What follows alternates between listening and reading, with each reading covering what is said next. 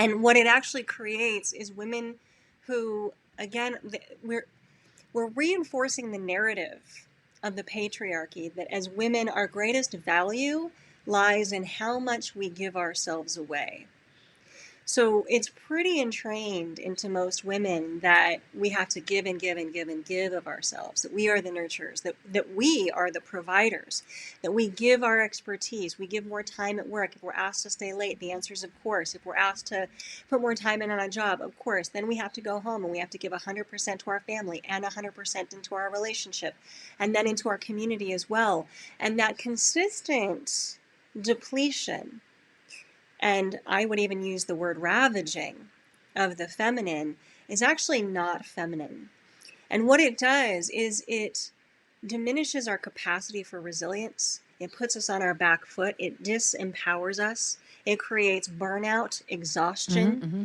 fatigue. It creates a lot of resentment in relationships.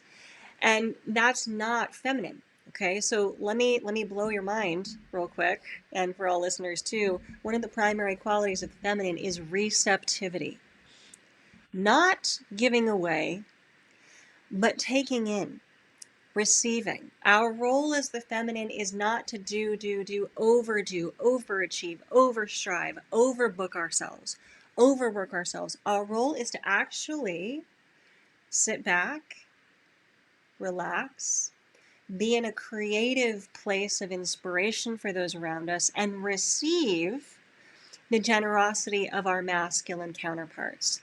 Now, that doesn't mean that we're sitting around eating bonbons all day, right? I'm not asking women to check out of life in the workforce and family completely. But what it does is it allows us to preserve, because we're the harbingers of life force. So it allows us to preserve and direct that life force energy in the most fulfilling ways for us. And we reserve it, and we're very calculated with who and how we disperse that energy. And we have the resources to do it because our well never runs dry if we're in a receptive state. And that's so interesting because people do confuse the woman or the femininity as being a giver, giver, giver, giver, giver. And you kind of put that on its side a little bit and say the Yep, masculine is it is. the generous giver. Correct. Yes. Correct. Yes, the masculinity, true healthy masculinity. If you think about, I mean, it makes sense. Just like a little bit of, let's apply some masculine logic here.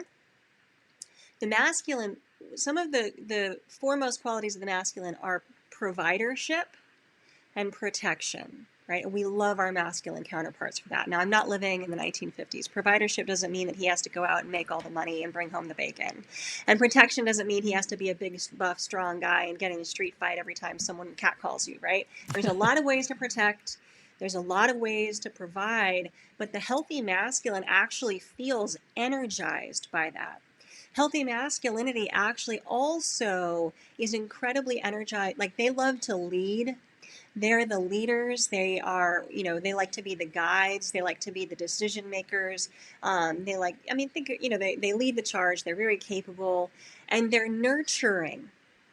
Masculinity is nurturing, and nurturing is a word that describes the growth and development of whatever it is you're nurturing. That is inherently masculine, not feminine.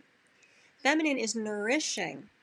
Feminine takes in the nourishment of the world, right? So it's a very different kind of energy. And again, the femininity that we've been trained to kind of, I guess, live with in this patriarchy is it's taking advantage of what we have to offer. And it's tricking us a Mm-hmm. little bit that offering is necessary and required for our value.